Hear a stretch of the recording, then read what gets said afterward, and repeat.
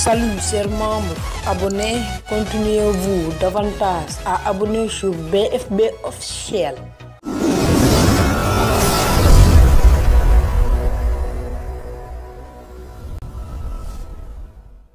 ñoo ngi leen di ñaan bu fekkee vidéo yi neex na leen nga bës j'aime bi bu fekkee abonné go nga bës subscribe après nga daal di bës touche de notification bi ngir nga mën a am bépp vidéo buñ yees buñ dugal jaajëf. tey les producteurs de groupe BFB officiel ñu ñëwaat àndaat ak yéen comme ni ñu ko baaxoo di defee ci li ñu naan question et réponse tey suma gars yi comme ni ngeen ko yàgg gisee rek dañoo tànn 5 questions comme ni ngeen ko gisee ci bande annonce vidéo bi jàll moo nekk lan moo nekk c'est-à-dire première astuce bi moo nekk lan kii nee na moom su dugalee TikTok c'est-à-dire kenn du ko gis c'est-à-dire moom bu dugalee TikTok kenn du gis ay vidéo am moom daal du gis dara c'est-à-dire daal comptam dafa nekk en privé je pense tey nag dañ leen di wan nan ngay def ba sa compte bu nekkee en privé nga dindi ko ndax loolu moo koy waral su fekkee yow doo gis ay abonné yokk doo gis dara sa compte daal yow kese la intéressé loolu mu nekk compte privé compte boo xam ci ni il n'engage que toi loolu moo nekk compte privé tey tamit loolu dinañ leen wan nan ngay def ba dindi ko boobu moo nekk première astuce bi. deuxième astuce bi moo nekk lan kii nee na moom bu ñu ko envoyé ay vidéo photo du wàcc ci galerie bi c'est-à-dire daal moom fi mu gis ay photom ak ay vidéo am du ko fa gis c'est-à-dire daal moom nee na ci kii bi rek lay yem ci WhatsApp bi mooy loolu. troisième bi moo nekk la moo nekk nan ngay def ba bloquer les appels privés appels yi nga xam ci ni dañ koo masque c'est-à-dire appel numéro privé rek nan ngay def ba bloquer ko boobu moo nekk troisième astuce bi. quatrième astuce bi moo nekk lan moo nekk nan ngay def ba numéro inconnu bu la woowee nga mën koo identifier c'est-à-dire daal nga xëy rek kenn wala koo xam ci nii mosoo xam ba xam kooku sax existe na c'est-à-dire daw benn personne wala daal di lay woo xamoo personne boobu dama lay woon tey nan ngay def ba identifier toutes les personnes qui vous appellent c'est-à-dire daal képp koo xam ci nii mi ngi lay woo rek te yow xamoo ko mu lay envoyer SMS du genre yéen ñu gën a xam dinañ la wan nan ngay def ba xam turam ak localiser bi mais localiser bi góob mu xaj fii ndax duñoo bañ vidéo bi di gudd mooy loolu mais dinañ leen wan loolu lépp. cinquième et la dernière astuce moo nekk lan moo nekk nan ngay def ba xam code wifi partie 2 bi jàll baloon nañ leen benn bii tamit tey dañ leen di wan beneen. Ce sont ces 5 astuces là qu'on a choisi aujourd'hui. Comme suma gars yi dañuy dem ci première astuce bi moo nekk lan moo nekk nan ngay def ba yow sa compte su fekkee yow boo dugalee doo am ay vues doo am dara c'est-à-dire doo gis dara du développé wu loolu lañ leen wax nan ngay def dindi ko te loolu moo nekk compte privé c'est-à-dire kon daal vidéo bi moo nekk nan ngay def ba désactiver sa compte privé c'est-à-dire nga dindi ko mu nekk compte public c'est-à-dire ñëpp li mën a gis pour loolu mën a ne da ngay dem mooy ci TikTok boo demee ci TikTok bu pare boo demee ci TikTok bu pare lii nga gis après nga ñëw mooy pour moi mooy fii rek fii nga ñëw nga fii boo ñëwee fi automatiquement da ngay gis fii mu bindal la compte privé fii mu bindal la compte privé kon xam ne sa compte mi ngi en privé kon léegi nan ngay def pour nga dindi ko da ngay dem mooy ci 3 points yi ngay dem nga ci 3 points pare nan ngay def da nga ñëw ba fi ñu bindal la confidentialité ngay ñëw bu ñëwee confidentialité da ngay ñëw ba fii ñu bindal la compte privé boo ñëwee da ngay fekk mu activé wu mais da nga koy désactiver après nga bës confirmer def nga ko sa compte day devient public c'est-à-dire ñëpp dañu mën a am accès di abonné di like say vidéo en passage ñu leen di wax léegi créé nañ beneen compte TikTok pour ku bëgg a abonné di suivre petite astuce dañu ñaan nga dem fa lépp fa lay xewee. gannaaw ba ñu leen wane première astuce bi ba pare dañuy dem ci deuxième astuce bi moo nekk lan moo nekk nan ngay def ba yow su fekkee dañ lay envoyer photo yi vidéo du wàcc sa biir galerie nan ngay def ba dindi loolu c'est-à-dire nan ngay def ba muy wàcc sa galerie. pour loolu mën a ne da ngay dem mooy ci WhatsApp après dem nga ci WhatsApp ba pare nan ngay def da ngay dem ci 3 points après les 3 points après nga ñëw ba fi ñu bindal la paramètre après paramètre lan ngay wër discussion ñu leen di yëgal ni lii am na ci WhatsApp yëpp après nga ñëw discussion après discussion da nga ñëw ba fi ñu bind la visibilité des médias après yow da nga koy activer soo ko activer bépp photo vidéo bu ñu la envoyé day wàcc ci sa biir galerie. kon dañuy dem ci troisième astuce bi moo nekk lan moo nekk nan ngay def ba bloquer les numéros privés c'est-à-dire daal numéro yi nga xam ci ni amul tur doo gis numéro yooyu lañ leen di wan nan ngay def ba bloquer ko c'est-à-dire ñoom bu ñu lay woo du egg si yow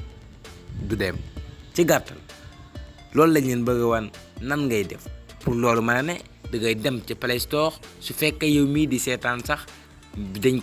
lien bi mu ngi ci description bi vous le trouverez là-bas kon instant bi boo ñëwee fi nan ngay def da ngay bind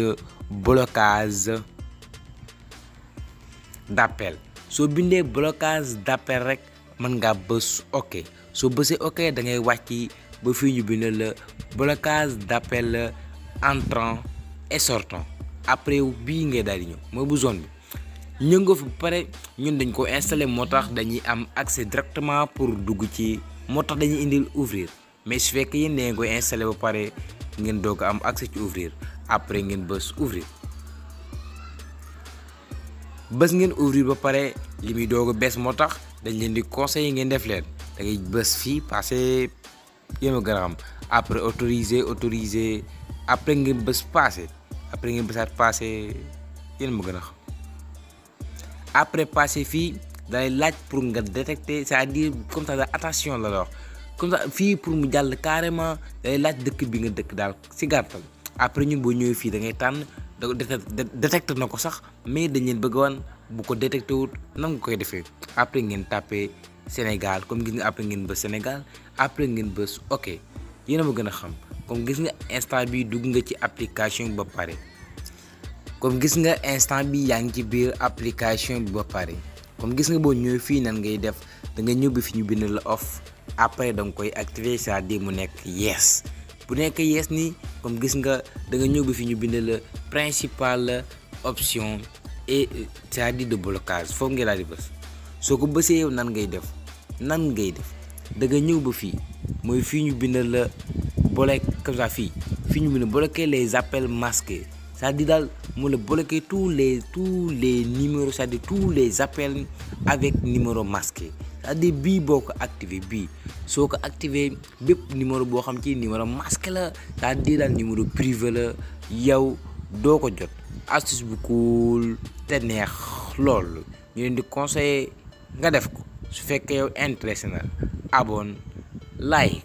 des na yeneen astuce comme suma gars yi dañuy dem ci quatrième astuce bi l'avant-dernière astuce moo nekk lan moo nekk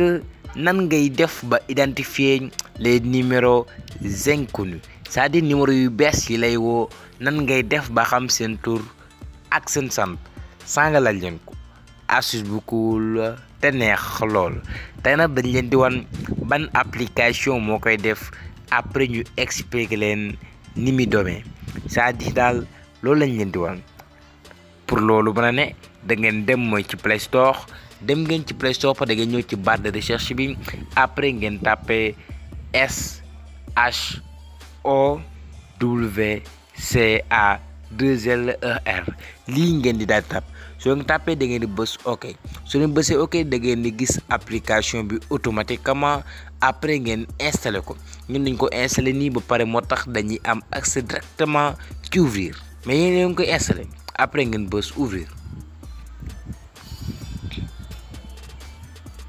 après ngeen bës obtenir après ngeen bësaat geler après ngeen bës autoriser après ngeen bësaat autoriser jusqu'à la fin après ngeen bës ok kon nii la comme suma gars yi dugg ngeen ci application bi méegal leen yéen boo leen xasee bu dugg ci application bi gis nga numéro yu la woo yëpp comme gis nga numéro yi nga xam ci ni dañ laa woo mi ngi nii gis nga numéro yi ñu la woo mi ngi nii comme gis nga numéro yëpp da laa woo te gis nga dafa détecté seen tour automatiquement comme suma gars yi gis ngeen numéro yi da koo détecté gis nga numéro yëpp man xawma leen te isa seen tour dama ko bindal nii gis nga yëpp bindal na ma seen tour te xawma leen woon mooy loolu mais am yoo xam ne du ko détecté am yoo xam ci nii moom mooy loolu xawma lu waral loolu mais mooy loolu en tout cas daal mi ngi nii comme suma gars yi gis ngeen ko application bi dafa cool trop daanaka da ngay ñëw rek moo defal la lépp la lay daal di defal comme gis nga numéro yi yëpp dañoo bind seen tour et cetera yéen ñu gën a xam mais suma gars yi mi ngi noonu waaw suma gars yi kon nag ñëw nañ ci dernière astuce bi boobu moo nekk nan ngay def ba xam code Wi-Fi partie 2 ndax dañoo seetlu ci commentaire yi ñu bëri ñu ngi naan astuce bi ñu defoon ñoom amuñu code QR bi loolu moo nekk cas bi mais bii ñu leen di wan dafay disponible ci téléphone yëpp c'est-à-dire am na ci téléphone yëpp mais am na benn petit souci dañ leen ko wan ci kanam pour loolu mën a ne c'est-à-dire pour nga xam benn code Wi-Fi da nga ñëw ci Google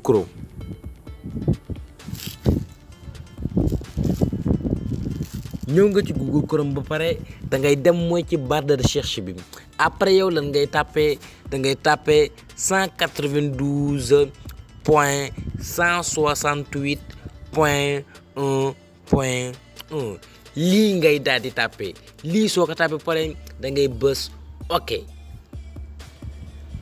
soo bësee ok ba pare yow boo ñëwee page bu mel nii la lay indil ba bépp Wi-Fi nag bu mu mënti demee page bu mel nii la lay indil mel na ñoo ba ñu bokk mais lii la lay indil pour nga dugal fii benn adresse c'est-à-dire benn nom d'utilisateur ak benn mot de passe fii nga koy dugal comme fii ñun instant bi dama leen di conseiller su fekkee Wi-Fi Orange yi moom léegi yu ci bare surtout Funbox yi boo ñëwee yu salat mel moo nekk nom d'utilisateur bi forcément yu ci bare mais mot de passe bi moo nekk cas bi mot de passe bi moo xaw a yéema trop mais dama leen di conseiller ba la ñëw ci mot de passe bi lan ngeen di tàppe da ngeen di essayer ngeen tàppe admin comme ni nga ko gisee noonu ci écran bi rek admin ADMIN loolu ngeen di essayer tàppe bu leen ko tàppee jàllul nan ngeen di def da ngeen di bind useradmin c'est-à-dire daal leen ci bind comme ni nga ko gisee ci écran bi rek useradmin loolu ngeen di tàppe ci kaw ak ci suuf su fekkee jàllul tamit ba léegi dama lay conseiller nga tàppe admin ci kaw useradmin ci suuf yéen a ma gën a xam affaire yooyu su fekkee yi ngeen def yëpp dara jàllu ci ngeen xam ni dañ koo changé ngeen xam ni nag comme affaire bi boo leen demee ci ginnaaw Wi-Fi bi comme di ngeen ko gis code boobu moom lay doon ndax boobu lay wàccaleel automatiquement su fekkee comme ni ngeen ko gisee noonu rek moo nekk bi ñu encadré leen nii bii nii la dama bëgg nag ngeen xàmmee ko bu baax après code boobu ngay dugal soo ko dugalee dina jàll su fekkee ñoom changé wuñ ko laa wax nag su fekkee ñoom changé wuñ code bi mooy loolu mais gis ngeen bu baax lañ leen wax après fii ñun dañoo def suñu propre code ndax ñun dañ koo changé après nag vidéo yi di ñëw xam nañ dañ leen wan nan ngeen def ba changé ko ndax fii la gars yi jaar pour xam seen code Wi-Fi ak yooyu yéen ñu gën a xam après nag pour lii mën a ne c'est-à-dire ñun dañuy def suñu code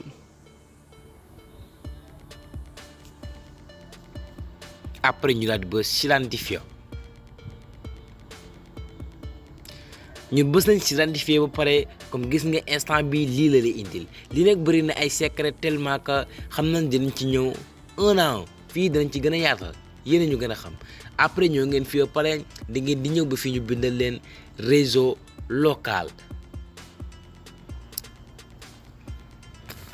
ñëw ngeen réseau local ba pare da ngeen di ñëw ba fii ñu bindal leen WLAN foofu ngeen di daal di ñëw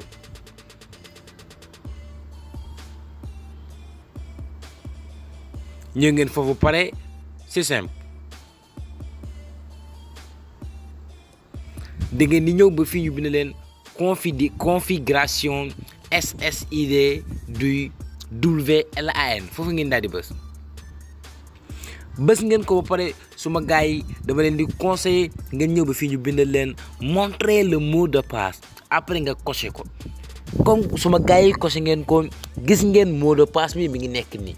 comme suma gars yi gis ngeen mot de passe bi ngi nekk nii li ngeen wax defe naa ni leer na bu baax boo ñëwee ci page bi ba pare da ngay dem mooy fi ñu bindal réseau local ñëw nga réseau local ba pare da nga ñëw ba fi ñu bindal la WLAN foofu ngay daal di ñëw après ñëw nga fi ba pare nan ngay def da ngay ñëw ba fi ñu bindal la c'est-à-dire boo ñëwee fi ba pare da nga ñëw ba fi ñu bindal la configuration SSID du WLAN foofu ngeen daal di ñëw après ñu ngeen foofu pare nga ñëw ba fii ñu bind la montrer le mot de passe après nga activer ko soo ko activer yow da ngay mën a gis mot de passe suma gaay vidéo bii di ñëw dinañ leen wan nan ngay def ba sécuriser sa wifi ak beneen façon su ma duumul boo xam ci ni di nga mën a xam code wifi c'est-à-dire doo mën a xam code wifi mais di nga mën a connecté ci gàttal suma gaay yi comme yéen a ko gisandoo rek comme affaire bi bëri na ay secret yu nekk ci biir wifi bi mais dinañ ci gën a revenir yéen ñu gën a xam c'est tout pour aujourd'hui merci à la prochaine et n'oubliez pas de vous abonner liker pour nous encourager à faire plus de vidéos plus d'autres astuces qui vous plaisent comme suma gars yi abonnez-les.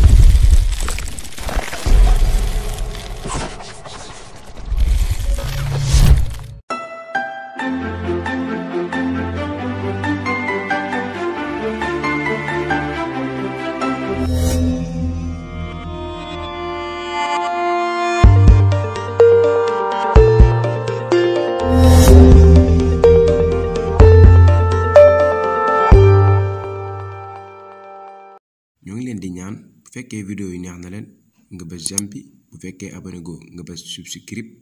après nga daal di bës touche de notification bi ngir nga mën a am bépp vidéo buñ yees buñ dugal jaajëf.